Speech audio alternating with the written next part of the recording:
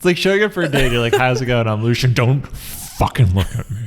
Okay? Keep your eyes on the menu. You're beautiful. You are a perfect human. You do charity work. I spent a whole day sitting at home reading a book, doing nothing. I could have been saving people's lives. I could have volunteered at the fire department. I'm human scum. I'm not even worthy. The anger of just like, don't look at me.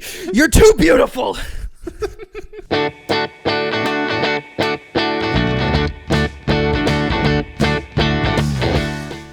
Where are you?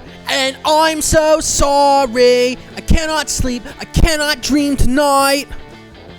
Well, Andrew, I'm right here. Audience at home, you are listening to the Lyric Boys podcast. In every episode, we take one of our favorite bands and we pick 10 of their craziest, wildest, most insane, funniest lyrics, and we talk about it. It is not a podcast for smart people making music analysis. It is merely a podcast from two dumb guys making jokes, having fun with bands we like. I'm Lucian, and with me, as always, is Andrew Stieglitz. Yeah, here I am. Thank you, Andrew. And today, we are talking Blink-182, which is a band 181 other Blinks were not successful, but Blink-182, they did it. It took 181 Blinks to start bands, to shed tears through their lyrics, to try to make it in the world of music before Blink-182 could soar. Andrew, you're the resident Blink-182 man of this podcast. So can you tell me who they are, what they mean to you? Yeah, I mean, to me and probably to a lot of our listeners here, Blink-182 was definitely a massive, massive part of my childhood and my, like, growing up listening to music. Like, Blink-182 was one of the first, like, real, I guess, rock bands that I ever voluntarily listened to on my own. And Enema of the State being a very early album that I owned. So, so Blink-182, just to give a little refresher, I'm sure everybody knows who they are, but they are a pop punk band from California, Southern California, specifically in the San Diego area. They were always a trio, started by Tom DeLonge, Mark Hoppus, and Scott Rayner was their original drummer until the great Travis Barker replaced him for the Enema of the State album. They put out a demo in 94 called Buddha, which I think was very successful in that like underground punk rock SoCal scene. And the next year, they followed it up with Cheshire Cat, which was like their big debut. And that's kind of when they took off and they started touring and they became bigger.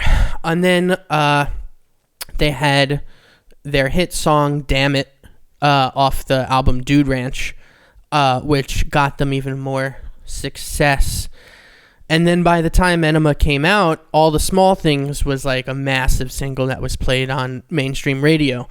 So, and I think that at that time, people were like, oh, they fucking sold out, whatever, fuck you. Which is the classic case we talk about when a band gets big, all their fans are like, yeah, they sold out. Which is just fans not wanting artists to make money. Dude, I know, it's so stupid. I actually feel like, especially in the, like, punk scene, is, like, making any kind of money is seen as, like, a bad thing, even though... Like, fuck that fucking attitude. People still have it too, I feel like, and I just think that that's so fucking stupid. Like, this is going on a little tangent, but fellow pop punk band and contemporary band of Blink-182, Green Day, I know that they had a story where after they became successful with their album Dookie, when they went back to 924 Gilman in Berkeley, which was like it's like the opera house of punk rock. Like every fucking buddy and their mother, came up there. There was like spray painted on the side, like fuck Green Day, don't let them in. Like fuck Billy Joe. Like if we see Billy Joe come into this place, we're gonna fucking kill him because they got so successful. But they started at 924 Gilman, so that's dumb. However, I don't think Blink-182 has received much hate because they are quite a beloved band. Yeah. Blink-182, I like how you keep saying constantly to our audience, you're like, you know who they are, you know their story, you know everything about them. But they are a band that I was just not around.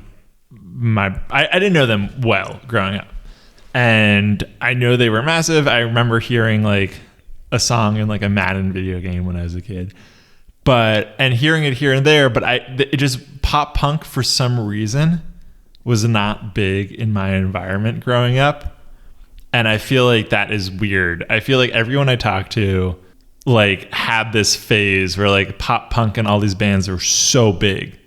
And for me, abso-fucking-lutely. I mean, that phase never really left me, to be honest. Like, I'll still go back to these pop punk records and blast them to my little emo heart out. But that's I think that part of that is, and this is like a very basic assessment, but like I think part of it is probably that you grew up in the city, and I think that pop punk is a very suburban thing. It's like a very angsty, like we want to get out of this town suburban kind of feeling. That's why it did so well I think in the Southern California scene. That's why it does so well in the Midwest. Long Island was huge with pop punk. So I think a lot of those suburban areas, they have that angst of just like, fuck you mom, fuck you dad, I don't care. Yeah, you know, and skateboarding I felt is also big in the suburbs. Sure it was just a weird thing where like I feel like I had this cultural blind spot of pop punk, and then I went to college and people were obsessed with Blink-182, and I think they were touring, and it was like the hottest ticket in town, and I was like, oh damn, I've not heard about this band in years, and I had no idea that they had such a cultural legacy. And like I look at their like numbers on Spotify, and it's like massive band. Yeah, and well, at that time specifically, you're talking about their reunion tour, I believe, because that was when we were going into our freshman year, and they had been on a hiatus since 2003. So like 2009 to 2010 was when that tour was happening. So and they broke up. I mean, they essentially like officially broke up after their self-titled release in 2003. So when they announced that reunion tour, that was like, holy shit, they're coming back. That's amazing. So it was cool. I saw them. I believe they played with Weezer, and I believe it was a very good show. I just remember so many people were into them, and I was like, oh my god, I just feel dumb that I did not know. I don't know culture. I don't know. That happens with us, you and me. There's like all this. I just missed the mid 2000s in rock music and early 2000s. That was a very formidable time for me in rock music. You punk. Okay, so listening to Blink-182 for the first time, really ever in my life, digging into it, I noticed a lot of their lyrics are about the suburbs. They're absurd. They're comedic, very sexual, very sophomoric, but clearly humorous. Yeah. And to me, the most recognizable thing about this band is, I thought it was Tom DeLonge. Yeah. It's his voice. His voice is so recognizable and interesting. And that voice is like such a, like, on the Rushmore of like pop punk, like all pop punk bands like try to sound like that. And it's so different than what I'm used to. You know what's interesting is that it's actually coming back in even in like pop music, and like rapper Machine Gun Kelly released an album, like a rock album. Okay. That it fucking sucks, but he's like clearly trying to be Tom DeLonge in this album. He's like singing exactly like the very like whiny like, yeah, here I am. Interesting. That's Angels and Airwaves, but yes, that's like how he's singing. I do think it's coming back. Let me mention, because you mentioned their like lyrics and how they're like the humor in their lyrics. Wikipedia says the band emerged from Southern California punk scene in the early 1990s and first gained notoriety for high energy live shows and irreverent lyrical toilet humor, which is a perfect example of some of the songs they have. So, for example, they have a song called When You Fucked Grandpa, which is about fucking your own grandfather, which is just delightful. They have a very sincere and heartfelt song with the lyrics, "It would be nice to have a blowjob." And this is not my first lyric, but I just love how innocent that sounds, because it's not like, bitch, give me a blowjob. It's like, it would be nice, which just is putting hilarious. that out there in the universe. Yeah. Yeah, it's definitely clear. I know you said that when you were a kid, you were obsessed with them, and their lyrics were the funniest thing in the world. Yeah. You. Oh, the song "Happy Holidays, You Bastard," which I mentioned in our holiday special, which is why I didn't pick it for this. But like, that was so funny to me. Like, I couldn't believe that you could say those words in a song. Like, when I heard, I was just like, it's Christmas Eve and I just wrapped 2 fucking, or like, it's Labor Day and my grandpa just ate 7 fucking hot dogs and he shit his pants. I was like, that, how can you write a song about that and put it out and it sounds good? It's catchy and it's fun and it's hilarious. They have a song called Benoit Balls, which is okay. about Benoit balls are like anal beads, I think. Okay. And it's a song about finding out that somebody like this person's lover shit their pants, and by the way that they shit their pants, the girl found out that he was her dad, because she was like, oh, that's how my dad shit his pants. Just the fact that there's so many songs in there, I'll use the word again, oof, that are about shitting their pants is pretty iconic. I assume that they are the band that references shitting pants probably the most. Yeah, and in history. What's very funny is that this lyric is like, the last lyric of that song Benoit Balls is, when I was a little girl, my dad left my mom. He used to always fart and sing this special song. Now I wasn't quite so sure until your pants did fall, because now I know that you're my dad because you use Benoit Balls. Yeah. It's like, okay, there are punk bands that put out songs with objectively terrible lyrics that are like trying to be edgy, and then you listen to it now in 2020 and you're like, that song that you released that was like edgy and like violent is just dumb. Yes. Blink-182 avoided that. Instead, they just made songs that were incredibly stupid and like fart jokes and toilet humor that also are like stupid, but like it's aged in a different way. Well, it's because it's the thing of like, we're not trying, it's less of it's a fuck you to like mainstream rock in the way that it is punk and what they're singing, but it's also less of a fuck you because it's not like so overt and angry. It's just like, hey, we know what we are. Yeah. We know how we sound. Just embrace it. It's funny. We'll just have fun, you know? And with that, audience at home, we want you to have fun. So strap in, because Andrew Stieglitz is about to kick it off with our first Blink-182 lyric. Are you ready? I'm ready. My first lyric. I know you. I am ready. Yes. What are we doing it again? Yeah. My first lyric is from the song "Dysentery, Gary" from the album "Enema of the State." Lots of anal references. Also, the album cover for "Enema of the State" is like very famous star, but ridiculous. Yeah, she's a real porn star. I think at the time she was. It's a woman doctor with a very low cut doctor scrubs. Yeah, with like a glove on, looking at the camera.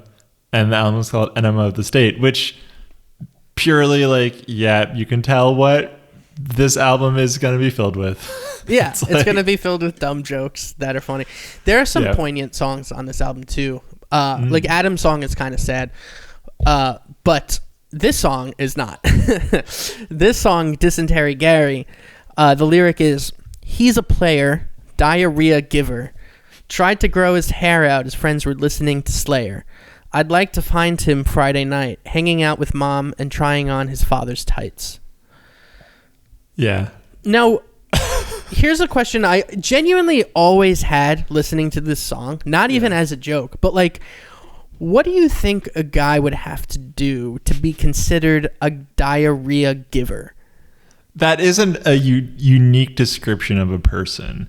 I've never heard anyone described as that. I would think like a bad cook is a diarrhea giver. Okay, a bad cook. I would think, I always thought, and maybe this is way over analyzing this lyric, but like I always thought it was somebody who, in this text I will talk about how Blink-182's use of Diarrhea Giver is actually about the systematic suffering. Oppression. I have a 72-page thesis on Diarrhea Giver. I always thought it was a guy who just like, he had such a bad vibe. Like his vibes were so off, as the kids say today, that like he's just like, oh, like being around you makes me have diarrhea. Oh, I can see that. It's like when I log onto Twitter and there's like some people I follow and I'm like, why do I follow this person who's anxious 24/7? And I see their tweets and it's just like, why do I feel like I'm going to die at any moment? And I'm just like, oh God, why did I let this person exactly like, that anxiety into my life? I think that actually that should be a term for those type of people, like a toxic person. Like there's no term for like just calling somebody a toxic person. We should call them Dysentery Garys. Like this guy is a real fucking Dysentery Gary. Don't go near him. He's a diarrhea giver. But like Dysentery Gary has like a fun, catchy name to it, and like just to be like, yeah, dude, I know I invited Bob to the party tonight. I know he's a Dysentery Gary, but just try and have fun with him, you know. Oh man, this guy's a poser. He's hanging out. He's a poser because he's growing his hair out while his friends are listening to Slayer. He hangs out with his mom and tries on his father's tights. That's weird. I think kind of reminds me of like a little bit, sort of like Buster from Arrested Development. It's the type of thing that also like Blink-182 is just throwing in as many random details as they can. Painting a real picture, if you will. Yeah, they really know how to paint a Renoir. Yes. Yeah, my first lyric is from the album entitled "Take Off Your Pants and Jacket," which once again speaks to the Can I say, up until a few years, very recently, I did not know that was a pun. I really didn't. And especially because the album cover has pants and jackets on it. So I always just thought it was take off your pants and also your jacket.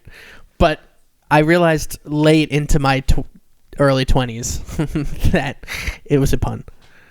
Well, that makes sense for the Lyric Boys to be two thick-skulled dummies who don't understand the subtlety of art. So the song is First Date. Okay, love this song. Yeah. And in the car, I just can't wait. So the lyric is, when you smile, I melt inside. I'm not worthy for a minute of your time. I really wish it was only me and you. I'm jealous of everybody in the room. Please don't look at me with those eyes. Please don't hint that you're capable of lies. I dread the thought of our very first kiss, a target that I'm probably gonna miss.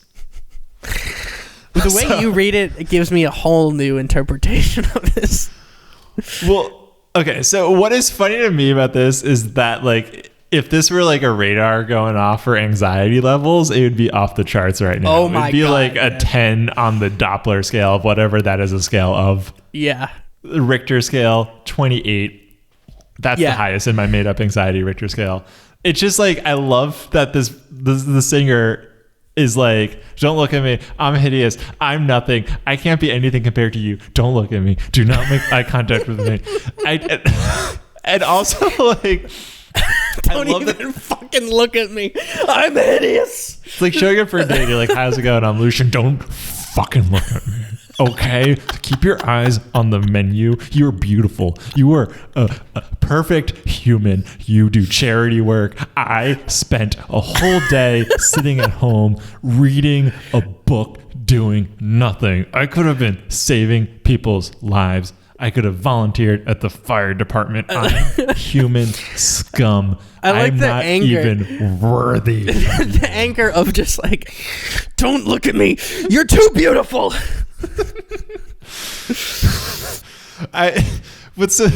Yeah, okay. What is so funny to me with this song is like it's like I just can't wait, right? Or like this person is really excited for this first date. and also clearly dying inside. Yeah. It also reminds me of that Idol song that we talked about. All sat in the taxi, all clad in black, going, ah! Yeah, I just love this person. He melts inside. He's not worthy of a minute of her time. He's jealous of everyone in the room. Don't look at me with those eyes. Don't look at me with those eyes. Like, if you're gonna make eye contact with you, please put on sunglasses. It is rude for you to be looking at me with those piercing, beautiful eyes. Okay, your eyes are. It's actually insulting how beautiful you are right now. Okay, the fact that you are so much better of a person than me is derogatory and offensive. How do we have such similar DNA when your DNA created a perfect specimen and my DNA created human excrement? Also, like that he's like thinks they're gonna kiss. Like he thinks that's gonna happen based on the way he's behaving. He's projecting this behavior, and he's like, "Yeah, but we're gonna kiss." Like, and then she definitely still wants me after all of that. He thinks he's gonna miss, which is very funny to me. Also, because he's like covering his eyes probably because he's like, "I am gonna melt. Don't look at me. I am the wife of Lot." Right? Is that wow? Good biblical reference, dude. I cannot look at you, or I shall turn into salt. And then that's a good point. It also gets like progressively more and more anxious to like a deranged level. Like when you smile, I melt inside. That's nice. I'm not worthy for a minute of your time. Okay, a little extreme, but I understand the sentiment. I really wish it was only me and you. Okay, I mean, you suggested this restaurant, but we could go to a more private place. I'm jealous of everybody in the room. Okay, well, I'm not on a date with them. I'm on a date with you. Please don't look at me with those eyes. Well, what should I do? Please don't even hint that you're capable of lies. Don't even open your mouth. I dread our first kiss. That's definitely going to happen after I told you all this right now. So you said that the way I read the lyric changed your interpretation of the song. How did you think of it before? I don't think it changed my interpretation necessarily. It's just like the way you read it. Like I always knew it was an angsty lyric, but like reading it slowly like that, I was like, oh wow, this person is a mess. It's also funny because I feel like their other songs are genuinely hyper confident. So to be like, So I pulled like a bunch of YouTube comments for some reason. Okay, I gotta hear this. There's a ton that are okay. Here's some weird one.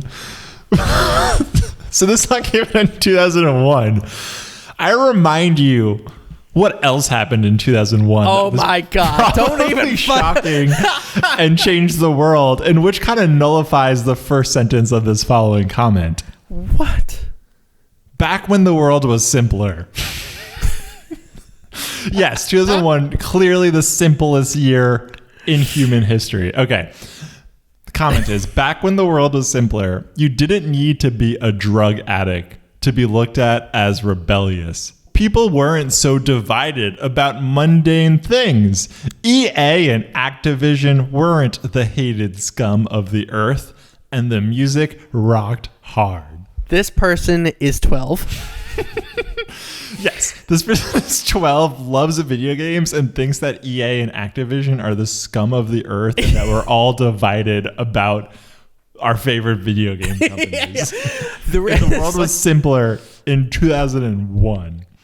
His version of the news is not like Trump versus Biden. It's like EA versus like Insomniac Games. This person is like protesting outside of the office of Cyberpunk 2077. And it's just like, you lied to me and I will never be the same again. I will never feel love. He's like, look, I don't know. Trump, Biden, whatever. That's irrelevant. Okay. EA Games, they're charging for loot boxes. It's not cool. I demand reform. Yeah. There's just so many weird comments in this video. It's bizarre to me. Another one is who's else watching and reading comments in same time can't be the only one. As if this person is clearly so strange that they would be reading the YouTube comments and watching the video at the same time. No one else does that. No, you can't. You have to hit pause and deeply ingest the YouTube comments with your whole sense of being. I feel like this is the YouTube comments of this. I have two more. Are either boomer or just 12-year-old who's confused. Yeah. This one is boomer. Okay. Now we just have a bunch of plastic pumped rappers who can get famous by shaking their fake butts to the camera and rapping about their private parts. It's very Meatloaf. Very Meatloaf. It's also like Blink-182 sang tons of songs about their private parts, and we're like half naked in plenty of their music. They literally videos. have a song called "I Want to Fuck a Dog in the Ass." And this person's like, the rappers these days, their private parts, that ain't music.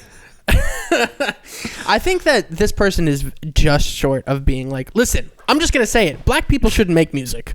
Yeah, this is clearly a racist person. Yes. Being like, it's okay when Blink-182 says that they want to fuck a dog. That makes sense. In the ass. Yeah.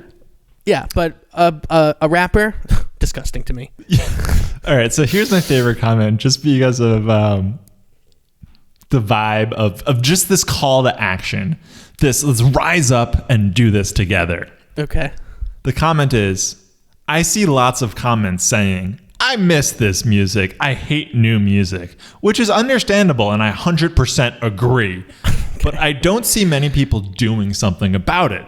Seriously, if we all learned an instrument, started a band, and write some tunes, there might actually be a musical revolution that brings this sort of music back. Stop complaining and make a change. You Love never that call know. to action. You might be the kid who brings punk rock back.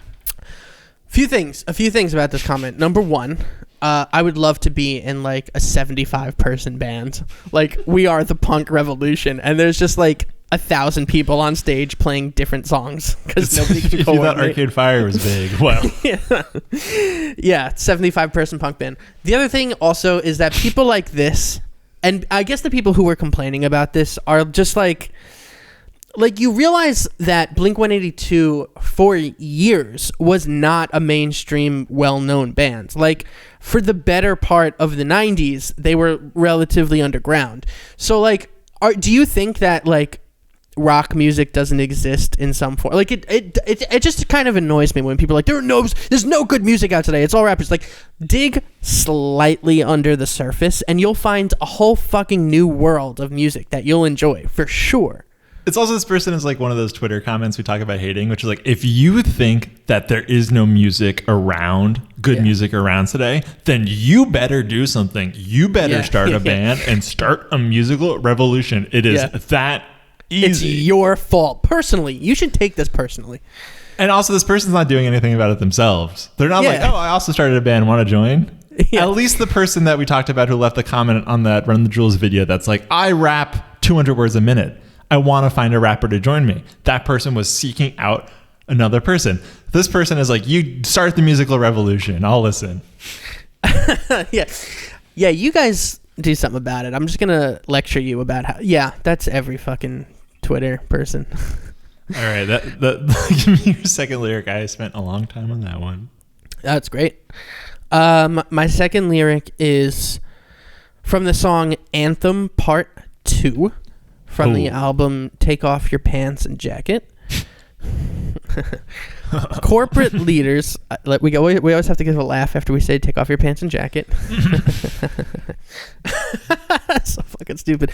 Corporate leaders, politicians, kids can't vote. Adults elect them.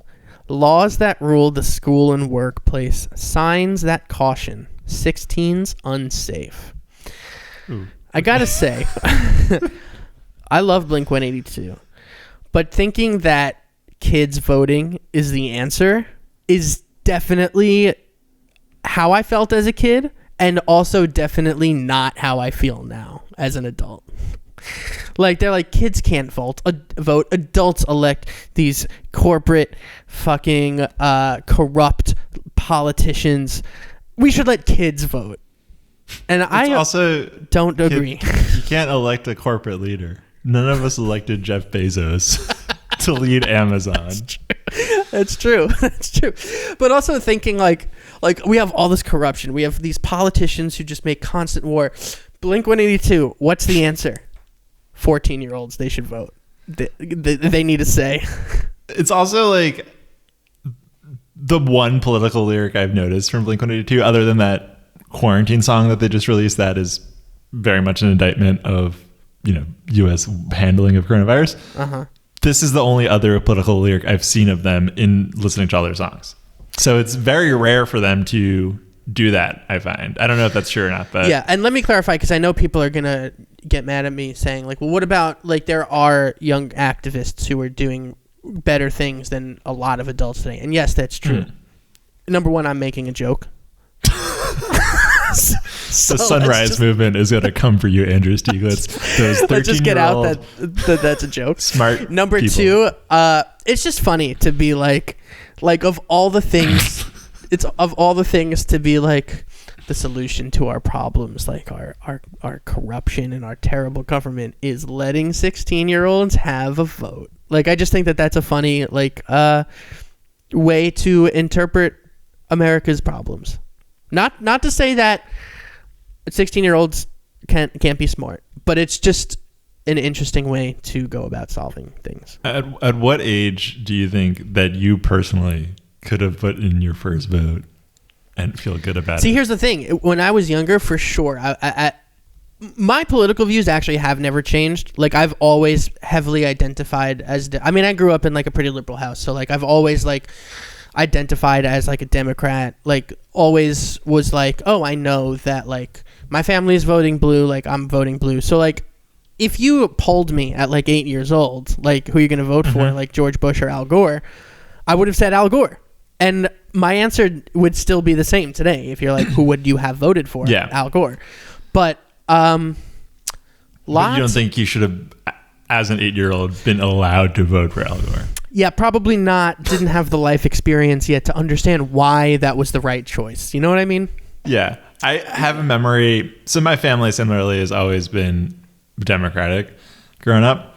But they never like pushed it on me at all. And I do have a memory of kindergarten being like, I wonder if I like Democrats or Republicans more.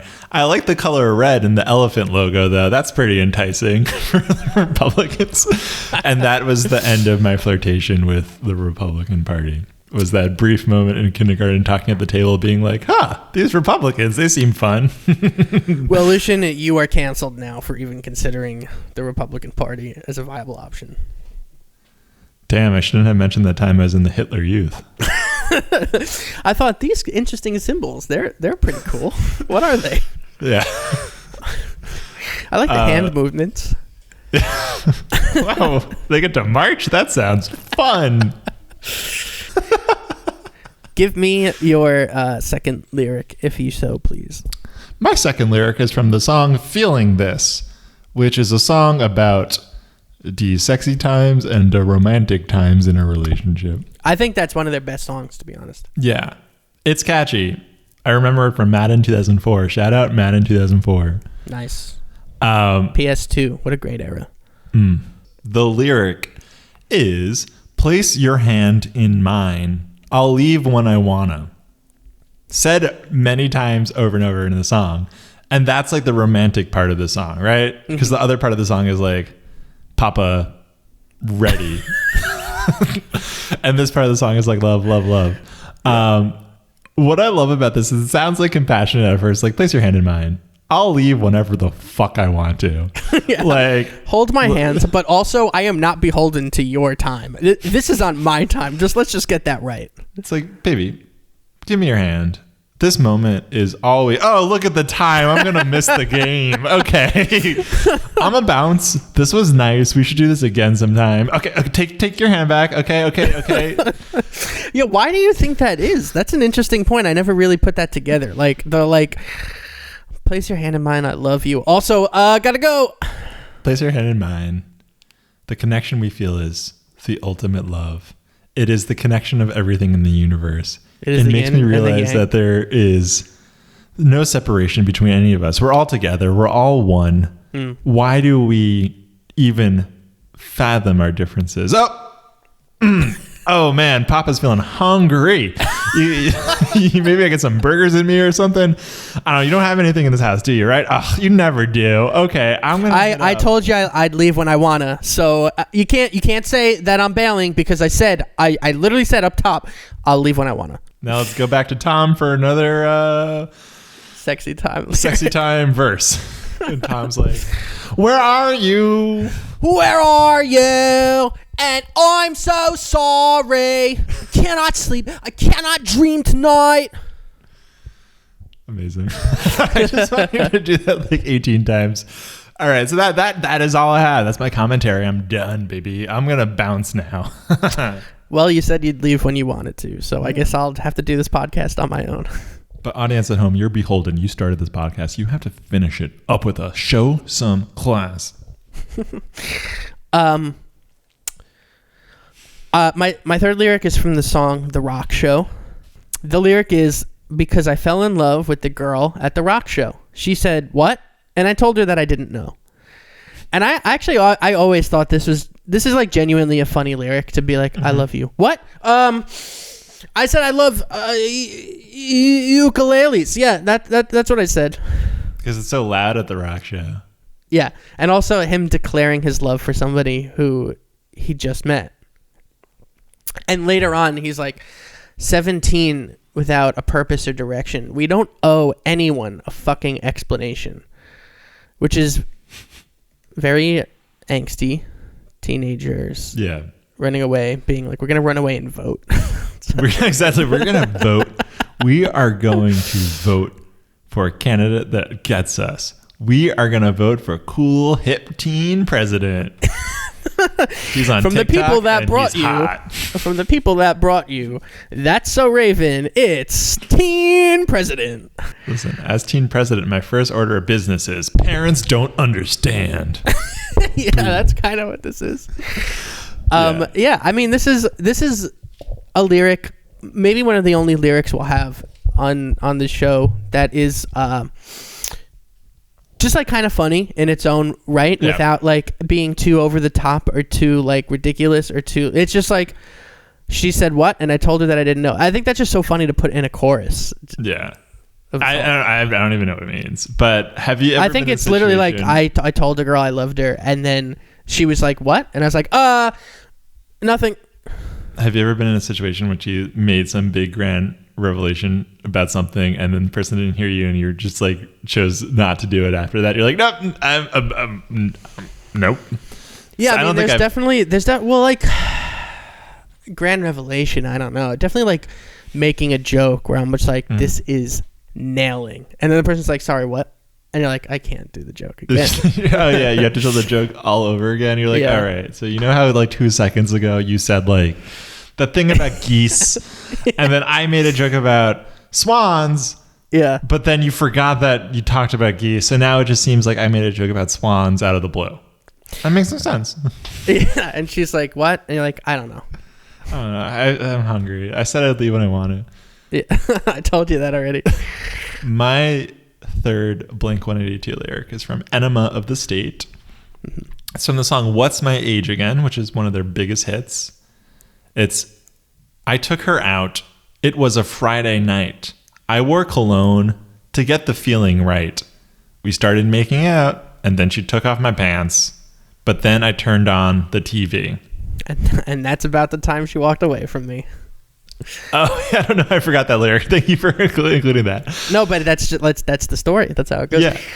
Let me just say thank you for getting it right, because a lot of people think, and Mark Hoppus had to recently tweet, the lyric is, I wore cologne to get the feeling right. A lot of people mistake that lyric for, I walk alone to get the feeling right. But the correct lyric is, I wore cologne to get the feeling right. So good job. It's a funny lyric, similar to First Date. Yeah. In the sense that I'm imagining the character from First Date, and then suddenly like everything's working well for them. It's the same guy. And then they just like turn on the TV for some reason. I also just like, he's wearing cologne. He's taking this person out. He's trying to impress. And then he just puts on the television. He also like, he nailed the kiss that he said he thought he was gonna miss at first date, right? Like, he's like, fuck, I can finally relax. And then he got so caught up in the relaxation moment of it, he's like, I'm gonna pop on some TV. And she's like, what the fuck? I just took off your pants. He's just like standing there with his boxers or just his... No, he's literally... his naked hat from the waist down. He's like fully erect. He's just watching TV. He's like, shut up, Letterman is on. She's like, why do you have a boner though? And he's like... Letterman's funny. Letterman. The way he talks to that Paul Scheer, or not Paul Scheer, Paul. What is Paul Scheer's comedian? It's Paul Scheer. Oh no, I'm sorry. It's Paul Schaefer. Schaefer, yeah. Yeah, the way he talks to that man is a very funny dynamic. Yeah. She's well, it's also funny about the song is like this person is 23 and doing these like self-sabotaging things and then wondering why no one likes him. Right. And then he thinks he has ADD and it's like, yeah, probably if you but he's like the reason he's so anxious on first date is because like it always happens that the woman leaves him and he's like, I just don't know why. Maybe I'm just a trash person. I don't know what it could be. Like, you're so beautiful and I'm not. And she's like, I'm literally telling you it's because in the middle of our lovemaking you stopped midway through, said I'm done, made a sandwich and turned on the TV. That's why. That's why it doesn't work for you. Listen, this keeps happening, but for some reason, every night, 11:35, that's when Letterman comes out, and I don't miss a Letterman. Okay, so like, I just don't miss a Letterman. You can't expect me to miss a Letterman. Yeah. Okay. She's like, but you were almost finished. You stopped. Letterman started. Okay. Yeah. Then I start again. And then she breaks up with him, and then cue first date anxiety, where he's like, I don't know what happened. I really don't. Top 10 reasons why no one will date me. 1, I watch too much Letterman.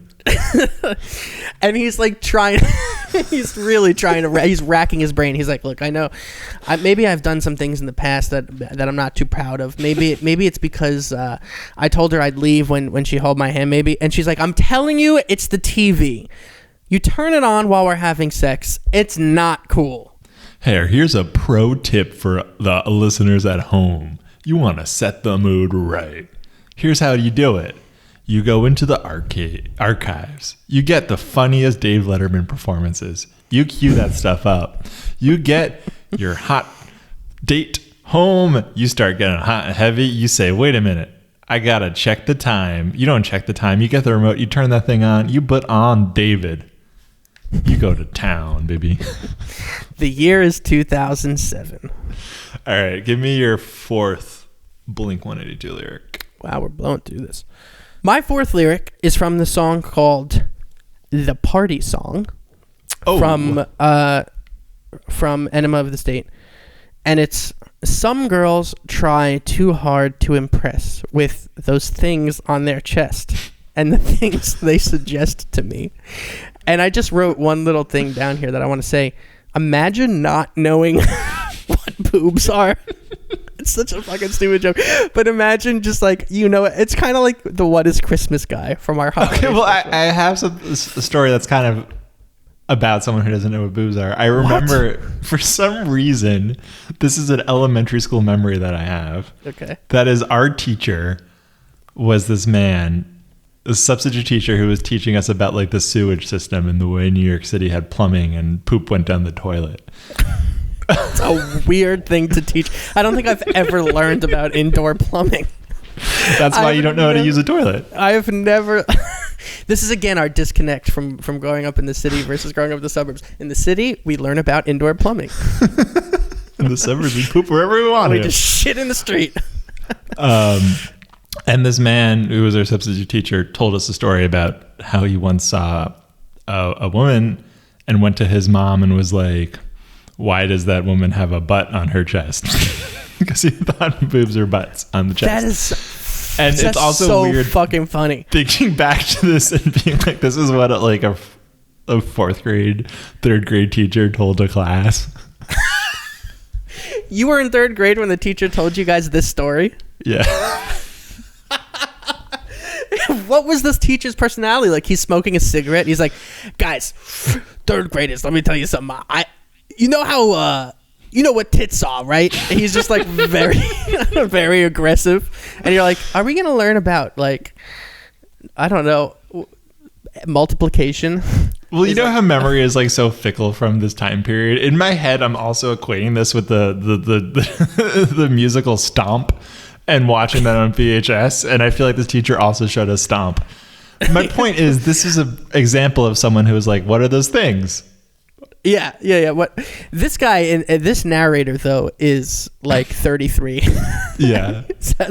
And he doesn't know what they are because he always turns on the TV every time they start getting hot and heavy. And he's like, I just want to know what it is that's under their shirt. Not in like a sexual way. Just like, what no, are I just those? want to know. I'm just curious. It's a part that I don't have. I'd like to know what it is.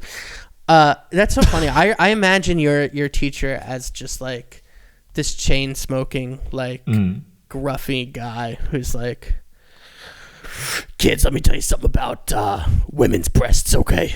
It's gonna be like, kids, you're gonna want to learn this when you grow up, and people, the other teachers say I shouldn't tell you this, but listen. He's teaching you. He's like, when you take a shit, all right, and you flush the toilet, this is where it goes. Also, check out the tits on this broad. So what's also funny to this lyric is that this is another narrator in a Blink-182 song who's just a strange person who's like, these women are trying so hard to impress with those things, and then the things they suggest to me. This person doesn't like any of this. He's just like, no, stop telling me like you like me and I'm hot. Yeah. Don't. I'm a piece of shit, okay? I know. Don't look at me. No, I also like that he's like, they're trying to impress me. And if you polled every single girl at that party, they'd be like, A, I don't even know who that is. And B, I certainly would never try and impress him. This is like he is way too up his own ass. This person's an incel who's like, women try too hard to win my love. Also, no one will ever love me and I will die alone and I've never been in a relationship. And I can't put the two together. It's like, the reason I'm a virgin, okay? The reason I'm a 35-year-old virgin is because these women try too hard to impress me. And it doesn't impress me. Just and you know what? I just want it to be natural. Yeah, and he's like, look, I know I haven't seen whatever it is that's on their chest, okay? I'm okay living my life not knowing what those things on their chest are because they just try so hard. I'm also getting an image of like a 7-year-old running to his other 7-year-old friends being like, I found out what it is. I found out what those things are and what they do, and it's fucking crazy, man. That is so funny. Oh, thank you. I love it. Oh, Stieglitz, you're trying too hard. Should make me feel good by saying that I'm funny. Don't. It's too much. I imagine this incel as a 35-year-old going up to his other friends who are not incels and being like, the women with those things on her chest. Am I right, guys? And they're like, wait, brother, she's not wearing a necklace. And he's like, no, you know those things. And he's like, what? Her shirt collar? No. And they're like, do you know what boobs are? It's also like the type of family who like doesn't say private parts around each other that are just like, the things on the chest and the Mr. Don't Touch zone that the man has, and the Mrs. No Don't zone? Touch zone. No zone, thank you. And the man no zone goes into the woman no zone, and they high five, and that's how babies get made. And then your teacher comes in, he's like, listen, let me tell you what happens when you take a shit, okay? Yeah, love it. All right. Is this your fifth or fourth lyric? Fourth lyric. All it's right. from Adam's song on Enema of the State, which is their most depressing song that I've come across. And it's like about a kind of like suicidal teen who is like contemplating what his suicide note would be like. And it's dark. And the first lyric is, I never thought I'd die alone. I laughed the loudest. Who would have known? Which, sad. As someone who's very loud and takes the air out of rooms to be like, oh, yikes. Yeah. But then the lyric, he's thinking about like the things he'd write in the note, and he goes, I never thought I'd die alone. Another 6 months, I'll be unknown. Give all my things to all my friends. You'll never step foot in my room again. You'll close it off, board it up. Remember the time that I spilled the cup of apple juice in the hall? Please tell Mom this is not her fault. And that for is me, funny in the wake of all the depressing suicide talk. It's so sad. It's like, you'll never see me again. Tell my friends it's not their fault. Like, you'll never tell be in my mom room. it's not her fault. Yeah, the one memory I have in all of my life is spilling apple juice in this hallway. Tell mom it is not her fault. And it's like, okay, that is a surprising memory. Is that like the memory that this kid lives with? That's like, I shouldn't have spilled the apple juice. I shouldn't have spilled the apple juice. I got the apple juice everywhere. Then it smelled like apple juice, and then everyone called me Mr. Apple, and I didn't like it. And the mom's like, I don't know what could have driven him to suicide. And they're like, does apple juice ring a bell? She's like, oh God, I told him to forget the apple juice. I told him, but he wouldn't listen to me. I have this memory of like spilling milk on a table and then wanting to kill yourself afterwards. being told to kill yourself. No, okay, I do have something about that. That's not what you think. Okay, but I have a memory of spilling milk and then soon after being told to put a bunch of Legos away, and then like my little childhood brain, I equated me spilling milk with punishment of putting Legos away when it was just like random, and I was like, damn it, I shouldn't have spilled that milk. Like that was, no, my Legos are away.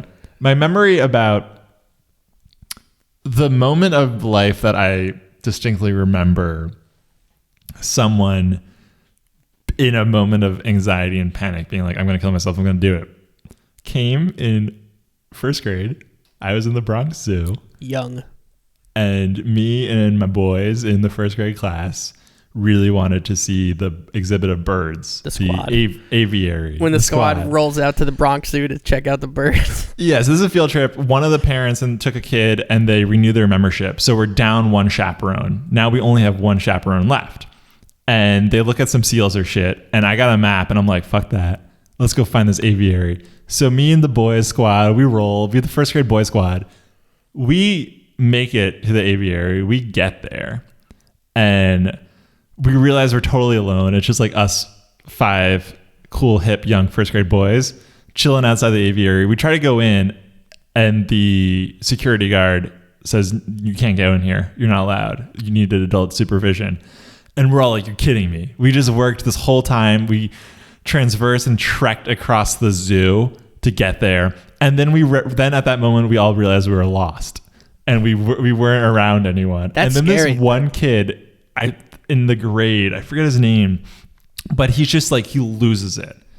And I remember he was also like the school bully too. So it was very funny that he lost it. And he like starts crying. And there was a really slow moving golf cart driving in the zoo that's owned by the staff. And he's like, I'm gonna do it. He's like, we fucking got lost. I'm gonna throw myself in front of this golf cart. Like, I'm gonna die. And it was just like as a first grader, shocking. That is. And then So what happened? I ran across the zoo and I with my map, I ran to the rendezvous point. We were supposed to meet the other first graders. And at some point I got lost and I asked this elderly couple to point, and I got there, and then I ran into like another group of kids and a chaperone, and I was like, listen, everyone's lost. They're all at the aviary. And then later they all got driven back in police motorcycles. And it was so cool. And I missed out on the police motorcycle drive. Shit. My point is though, that was a moment of strength. That was just like the weirdest suicide moment I've ever seen in my life. I imagine this song as a short film, a black and white student film, because student films are always filled with suicide. Yeah. And I imagine it's a very like trying to be artistic student film. And it's a guy walking with a cup of apple juice and he spills it. And it's just like smash cut to his face. And he's like, and the music is like, and he's like, and then you cut to like his wrists and he's like, the blood is mixing with the apple juice. And then it's just like, the name of the movie is Apple. Don't like it. But that would be a student film you'd see in college. 100%. Like, wow. And the guy would have like a college sweater on the whole time. Because every student film had... yeah, so... He would have a BU sweater. To Boston University Film School, and every single student film was just extremely lazy to the point that everyone was wearing BU branded merch in the student film. So it'd be like a 20-year-old kid pretending to be like a 35-year-old like doctor mom of like 2 kids. Yeah, doctor mom doing it all, the girl boss. Yes. And she'd be wearing like a BU shirt. And then like her patient, who is a renowned physicist who's 73, also played by a 20-year-old kid with a BU shirt. And they'd have a conversation and you'd just be like, okay, you could have easily just had them wear anything else. And yet the doctor in the BU sweatshirt and the BU hoodie is like, you have cancer. Yeah. And it's in black and white too, because of course the student film's got to be in black and white. Yeah. Amazing. Oh my God. Shout out Boston University. Taught us everything we know. This is your 5th lyric, baby. My 5th lyric is from the song Josie from Dude Ranch. And the lyric is, yeah, my girlfriend takes collect calls from the road, and it doesn't seem to matter that I'm lacking in the bulge. She laughs at my dumb jokes when no one does. She brings me Mexican food from sombreros, just because. This is the dream. Right? Yes, checks all the boxes of the perfect girlfriend. Taking collect calls from the road. Check. That's the most important thing to me. I know people have different things, but taking a collect call from the road, number one thing I look for in a life partner. Yeah, if you can't accept a collect call on a whim, wherever I am in the country, I don't know if I can be with you. If you can't have me on my whimsical collect calls on the road, then you don't deserve me at my best. Do the kids know about collect calls? No. Our audience is just 12-year-olds who have somehow ended up on this page. She doesn't seem to matter that this narrator is lacking in the bulge. Doesn't seem to matter. Probably does. She laughs at my dumb jokes when no one does. Big. Yep. She brings me Mexican food from sombreros. Specifically, a very random, like not a chain, like it's not Taco Bell or like even Chipotle. It's sombreros, though. Knowing this is a suburb, it just sounds like just a crappy Mexican restaurant. Yeah, and that's amazing. It's an amazing vibe. Just like, oh, we all know what that restaurant is. Yes, yeah. They have like pictures on the wall of like a Mexican desert. Yeah, and they have watered down margaritas. Oh yeah. But that's what he likes. And you know what? Good for him. Sounds like a good thing. I'm happy for this person. Go ahead. Well, I don't know how you take a collect call from the road, because I assume this is before a cell phone. So I imagine this person had a beeper, and then we get the beep, and then go to like call back or something. Well, I imagined the narrator was on the road, like touring in a band, as he is. Oh, and yes. he would call her from a payphone from the road. That makes more sense. Here's the thing, though. If she's accepting collect calls from just anybody, she just gets a call, then maybe she is having someone else on the side. I don't know. Dumb hypothesis. Let's move on. My 5th lyric is from A New Hope from Dude Ranch, the album.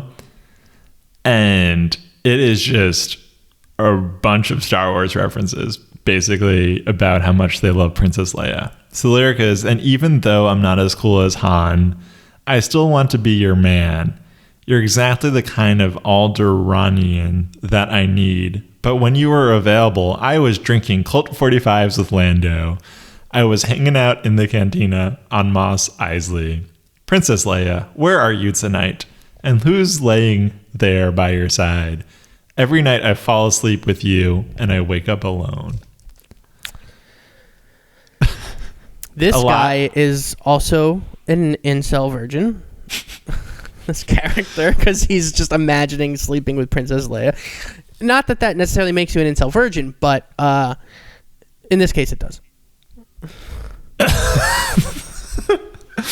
I like that there was a chance, and then he was drinking Colt 45s with Lando, which is an amazing reference to Billy D. Williams, the actor who played Lando Calrissian, was also the spokesperson for Colt 45 malt beer.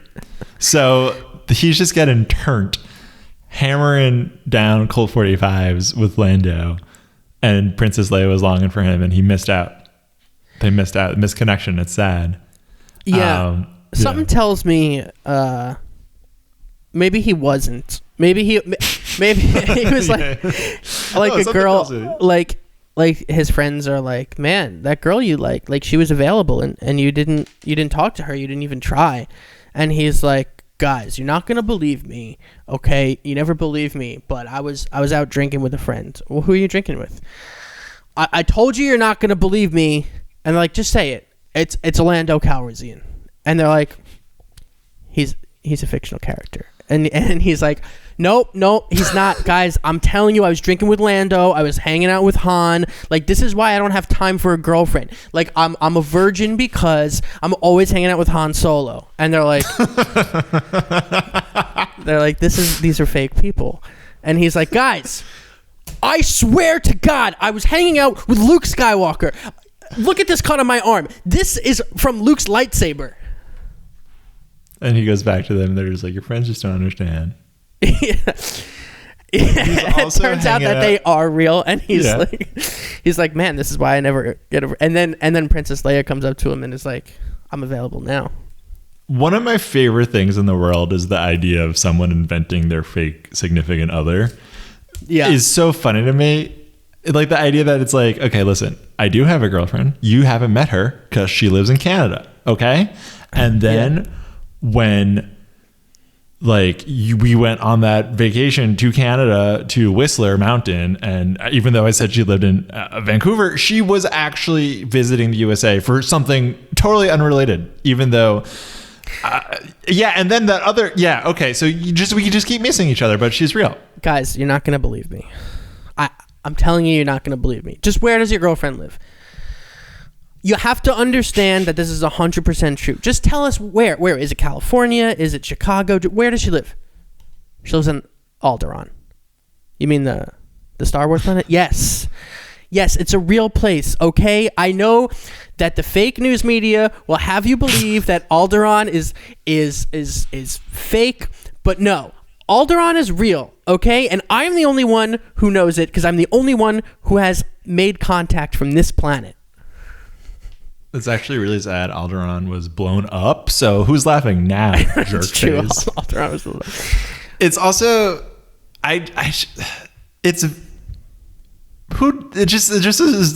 this is a very nerdy song filled with just tons of Star Wars references, which is just very funny to me. That is what it is, just purely what it is. And he's obsessed with Princess Leia, but he's never gonna get her.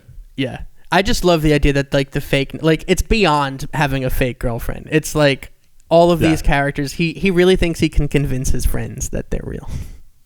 Yeah. Amazing. Did you ever do that as a kid where you're like, I'm friends with Shaq. Yeah. He comes to my school. I hang out. I'm 7. I did it as a kid with the neighbor's dog. That sounds really bad, what I just said. But listen, I did it as a kid with the neighbor's dog. No, so as a kid, I wanted a dog. And our next door neighbor had a dog. And when my friend would come over, I would tell my friend that that's my dog and that he's just playing next door.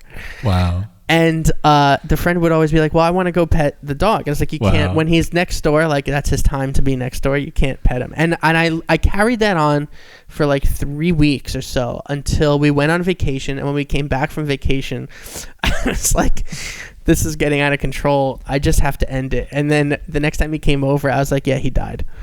And then you ended it by lying. Yes. Dude, I swear to God. And then he was like, but I see the dog next door. I was like, that's a different dog. It's not my dog anymore. That's their dog. I was gonna say you had to actually kill the dog to set the story No. straight. I literally was like, the dog died. I told him that. I just want to say something to you. Yeah. I know about what you did, and I want to scream the truth. He thinks you own that dog. You're such a damn liar. Shout out to our longtime listeners who listened to our Lord episode. Last episode. Boom.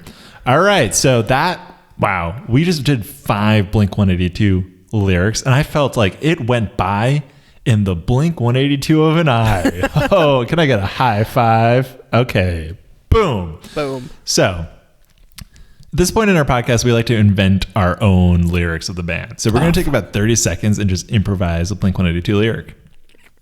We're going to do it right now. I can't believe I forgot again. Like, we just did this with Lord, and I fucking forgot again. I'm going to make it fast because I got to go. All right.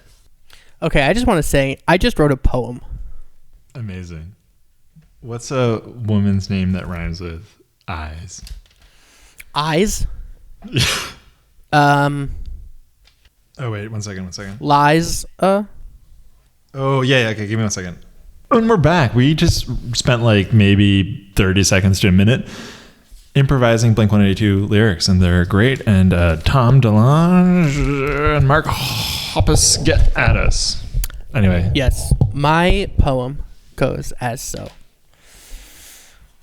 There's no real cadence to it. Like no Blink cadence, but it definitely is a Blink vibe. Are you gonna give it the Tom voice or the Mark voice? I'm just gonna say it, and then maybe we'll give it the Tom voice afterwards. I lost your love when I took a big shit in the toilet on which you told me not to sit. You said to use the one in the back. Now the smell gave your dad a heart attack. Wow. That's great. I could see that easily on a Blink-182 lyric, especially because I Googled that. So many songs I would come across that were huge hits, they were like, this song was written in 10 minutes. Yeah. Yeah. And it's like, wow. Yeah, I could tell. Amazing. Okay. We'll loop back around for the Tom voice. Okay. So the one I wrote is, I want a girlfriend who is real. Not the fake, made-up one I despise. I want a lover, the real deal, not this broom with googly eyes. Oh, that's nice. That is really nice. That is what a delightful lyric. No, that's like, first of all, that's I could absolutely see that being lyric. There's just enough slight misogyny there, like this girlfriend I despise, to like be a pop punk song. Fake girlfriend, yeah, to just like hate on this fake girlfriend for no reason. It's because it's a broom with googly eyes. I'm gonna chat you this so you can give both the Tom DeLonge voice. Okay. Now let's hear the Tom DeLonge voice. You want me to do mine and yours? Oh yeah, absolutely. I lost your love. Hold on, let me do it again. I love it already. Let me try and get a melody. I lost your love when I took a big shit in the toilet on which you told me not to sit. You said to use the one in the back. Now the smell gave your dad a heart attack. I want a girlfriend who is real, not this fake made up one who I despise. I want a lover, the real deal, not this broom with googly eyes. Love it. Print it, sell it, put the merch. Let me tell you something. T-shirt.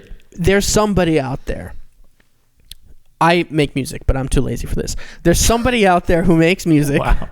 In the countries that we have had listeners shut from. up. Right away, you sound like that YouTube comment that we made fun of. That's like, listen, somebody out there, you're complaining. No. Somebody out there, please take what I just did and put it to a beat and put some guitar over it and make it into a Blink-182 song. Please. Please do it.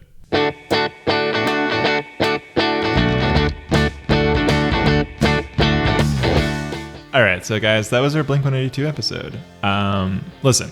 We are the Lyric Boys. We are a podcast, and we get high, not off of drugs, but off of people subscribing to our podcast. So please subscribe to our podcast wherever you're listening to us: Spotify, Apple, Stitcher, Google, Overcast, whatever. Just hit that subscribe button. It takes 2 seconds and it makes my day. Tell your friends about it, or hey, hit us up on social media. We are on Instagram, Facebook, Twitter, TikTok, at The Lyric Boys. You could DM us, you could hit us up. We like to read your messages. We might respond. And guess what? That's all I have to say. Andrew, you got something to say? I do. Hey, Lucian, do you hear that song that's playing right now? Wait, stop talking. Let me...